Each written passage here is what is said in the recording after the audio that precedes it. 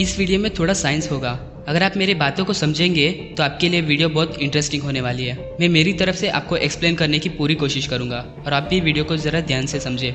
एक American CIA agent ने NASA के हाईली क्लासिफाइड डॉक्यूमेंट को हैक करके उसे इंटरनेट पर पोस्ट कर दिया। उस डॉक्यूमेंट में ये था कि 1947 में USA की न्यू मैक्सिको में ये पता करके कि एक एलियन स्पेसशिप क्रैश हुआ, अमेरिकन मिलिट्री उस जगह पर पहुंचे।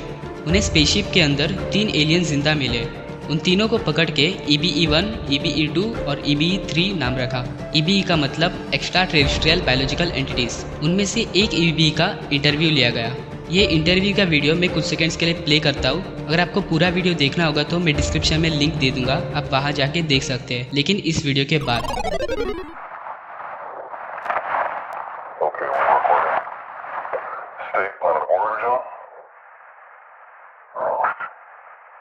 Okay, yesterday you told us you traveled, and I quote, thousands of light years to get here.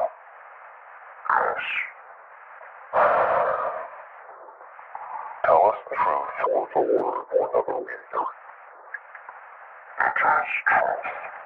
I saw the body. Saw no future. To travel in time is to travel in space. Different special devotions. So I take it aliens took over our future, right? So you're human.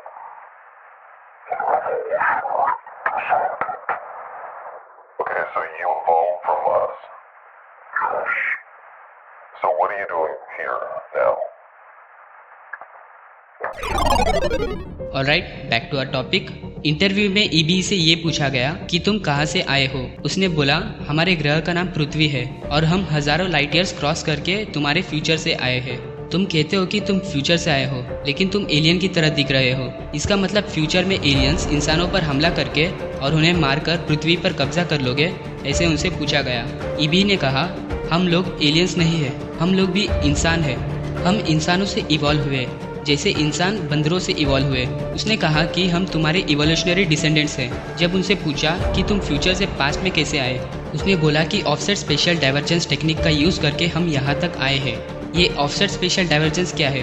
तो चलिए जानते हैं कि time में future या past जाना possible है या नहीं।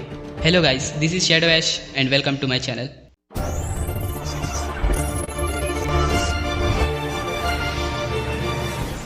टाइम, क्या टाइम सच में एग्जिस्ट करता है या हमारे दिमाग के द्वारा क्रिएट किया गया इल्यूजन है? क्या टाइम हर जगह पर और सबके लिए सेम होता है? क्या हम टाइम में आगे या पीछे जा सकते हैं? इन सारी चीज़ों को जानने के लिए हमें सबसे पहले जानना होगा कि टाइम क्या है। हमें पता होना चाहिए कि टाइम कैसे चलता है। ये हैंड वॉच या फिर वॉल क्लॉक हो सकता है जिसे हम देख रहे हैं। क्या आपको पता है टाइम कैसे आविष्कार हुआ? पुराने दिनों में जब रेलवे ट्रैक कंस्ट्रक्शन शुरू हुआ, टाइम को सिर्फ सन को देखकर मेजर किया जाता था। टाइम को 12 o'clock मेजर किया जाता था जब सन एग्जैक्टली हमारे सिर के ठीक ऊपर होता है। सोचो कि एक ट्रेन पेरिस से लंदन की तरफ जा रही है तो उसे लंदन का टाइम फॉलो करना होगा जब तक ट्रेन पेरिस पहुंच नहीं जाता। वैसे ही जो ट्रेन पेरिस से लंदन जाती है उसे पेरिस का टाइम फॉलो करना होगा जब तक ट्रेन लंदन पहुंच नहीं जाता। फॉर एग्जाम्पल, अगर ये दोनों ट्रेन लंदन और पेरिस के ठीक बीच में मिले तो दोनों ट्रेन का टाइम अलग अलग होगा। इसी कन्फ्यूजन को दूर करने के लिए आइंस्टाइन को बुलाया गया। एक स्टैंडर्ड टाइम को लेकर सारे स्टेशन के क्लॉक्स टेलीग्राफिक सिग्नल्स के द्वारा कनेक्ट करके एक स्टैंडर्ड टाइम को फॉलो करने के लिए बनाया गया। इस टेक्निक को क्लॉक सिंक्रोनाइजेशन कहते हैं। ये स्टैंडर्ड टाइम को ग्रीनविच स्टैंडर्ड टाइम कहा जाता है। हमने ये वर्ड बहुत बार सुना और इसका मीनिंग यही था। अपना नेक्स्ट क्वेश्चन, क्या टाइम हर जगह सेम होता है? ये चीज़ को टेस्ट करने के लिए एक एक्सपेरिमेंट को कंडक्ट किया गया 1971 में, जो based is space and time theory proposed by Einstein. Atomic clock, ये ऐसा घड़ी है जिसका माइक्रो मिली सेकेंड भी एक्यूरेट होगा। ऐसे 2 एटॉमिक क्लॉक्स को लेकर एक को ज़मीन पर और दूसरा एरोप्लेन पर रखा। एरोप्लेन पृथ्वी का चक्कर लगाने के बाद जब दोनों एटॉमिक क्लॉक को कंपेयर किया, जो क्लॉक एरोप्लेन पर रखा था उसका बिलियंस ऑफ सेकेंड टाइम ज़्यादा था। हमें लगता है कि ये कोई बड़ा इशू नहीं है, लेकिन जैसे ही दूरी बढ़ती है, मतलब जब हम दूसरे प्लैनेट से कंपेयर करेंगे जिसका दूरी 1 मिलियन लाइट ईयर्स पृथ्वी से दूर होगा, यहाँ का 1 साल और उस प्लैनेट पर 1 घंटे का बराबर हो सकता है। आइजैक न्यूटन ने ये कहा कि टाइम एक एरो की तरह है जो सिर्फ एक डायरेक्शन और सीधा जाता है, लेकिन आइंस्टाइन ने कहा टाइम एक रिवर की तरह है जो फास्ट चलता है और कुछ प्लेसेस पर स्लो भी होता है, और कई सारे टर्न्स, ट्विस्ट, वर्लपूल्स, और साथ में 2 रिवर्स में डिवाइड भी होता है। जहाँ पर ग्रेविटेशनल फोर्स ज़्यादा होता है उस जगह पर टाइम स्लो चलता है। इसी की वजह से जो एटॉमिक क्लॉक एरोप्लेन पर था वो पृथ्वी के ग्रेविटेशनल फोर्स से दूर जाने पर टाइम फास्ट हो गया। एक ब्लैक होल का ग्रेविटेशनल पावर पृथ्वी के कई हज़ारों गुना ज़्यादा होगा, जहाँ तक कि लाइट को भी खींच लिया जाता है। समझो कि आपका और आपके दोस्त का एज 20 इयर्स हो और आप 1 साल के ट्रिप पर अकेले एक स्पेसशिप में बैठकर ब्लैक होल के पास जाके एक बार उसे सर्कुलेट करके फिर जब आप पृथ्वी पर लौटेंगे आपका फ्रेंड का एज 80 इयर्स या फिर उससे भी ज़्यादा हो सकता है, लेकिन आपका एज सिर्फ 21 इयर्स होगा। इसका मतलब आप टाइम ट्रैवल करके फ्यूचर में गए। इसे ही हम टाइम ट्रैवल कहते हैं। यदि हम ब्लैक होल की ग्रेविटी को मैनिपुलेट कर सके ये हमारे लिए काफ़ी होगा टाइम ट्रैवल करके फ्यूचर में जाने के लिए। अगर हमें हमारे पास्ट में जाना है तो हम ऑफसेट स्पेशल डाइवर्जेंस यूज़ कर सकते हैं। वीडियो की स्टार्टिंग में जो एलियन ने कहा था ये वही है, ऑफसेट स्पेशल डाइवर्जेंस। इसका मतलब हमारे यूनिवर्स हमेशा 5 लाख माइल्स पर हार के स्पीड से आगे बढ़ती है। हमारी यूनिवर्स एक मूवी की तरह है जिसका शूटिंग पहले ही हो चुकी है। इसके सारे फ्रेम्स एक फिल्म की रील्स की तरह है। इसका मतलब इसकी हर एक शॉट पहले से ही बन चुकी है, लेकिन उस टाइम पर कोई एक ही शॉट चलता होगा। हम उसे प्रेजेंट मोमेंट या फिर नाउ मोमेंट कहते हैं। यदि हमें पास्ट में ट्रैवल करना होगा, जब यूनिवर्स चलता रहता है तब हम पास्ट के उस फ्रेम की पोजीशन को कैलकुलेट करके हमारी प्रेजेंट फ्रेम से उस फ्रेम तक ट्रैवल किए। इसका मतलब हमने पास्ट में ट्रैवल कर लिया। इसके लिए हमें वॉर्म होल्स का यूज़ करना होगा। वॉर्म होल्स टाइम में ट्रैवल करने के लिए शॉर्टकट्स की तरह होता है। फॉर एग्जाम्पल ये हमारा प्रेजेंट फ्रेम है जहाँ पर हम हैं, और ये हमारी पास्ट की फ्रेम है जहाँ पर हमें जाना है। इन दोनों के बीच की distance thousands of light years होगा। ये पेन एक वॉर्म होल की तरह है।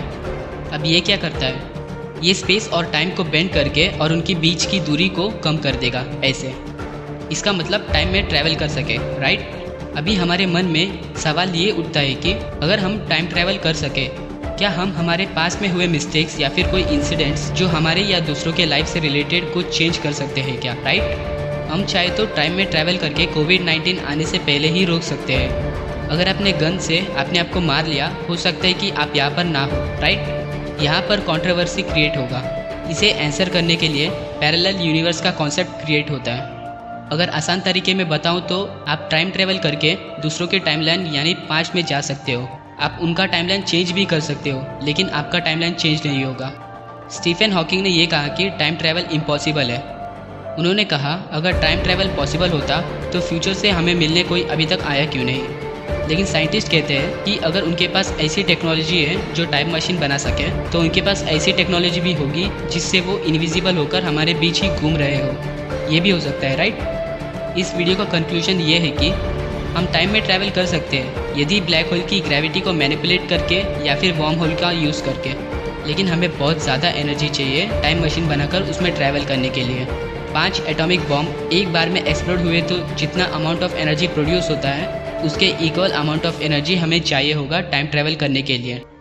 अभी प्रेजेंट में हमारे पास प्रॉपर टेक्नोलॉजी नहीं है जो इतना एनर्जी एक बार में कंट्रोल कर सके। इसीलिए अभी तक टाइम ट्रैवल सिर्फ थियरी बन के रही है। आशा करते हैं कि हमारे साइंटिस्ट जल्दी टाइम मशीन को इन्वेंट करें ताकि हम हमारे पास्ट और फ्यूचर को हमारे खुद के आंखों से देख पाए। अब मुझे आपसे एक क्वेश्चन पूछना है, अगर आपको टाइम मशीन में जाने का चांस मिला तो आप पास्ट में जाकर ऐसी कौन सी इंसिडेंट को चेंज करना चाहते हैं, मुझे कमेंट सेक्शन में कमेंट करके बताइए। जिसका आंसर मुझे अच्छा लगा मैं उनका कमेंट पिन करूँगा। मैं आशा करता हूँ कि आपको वीडियो अच्छी लगी होगी। प्लीज़ वीडियो को लाइक कर दीजिए, चैनल को सब्सक्राइब कर दीजिए और अगर हो सके तो अपने फ्रेंड्स और फैमिली मेम्बर्स के साथ वीडियो शेयर कर दीजिए। Keep smiling, love your parents, respect your nation and the most important, take care of your selves. This is Shadow Ash, meet you in the next video. Until then, good bye.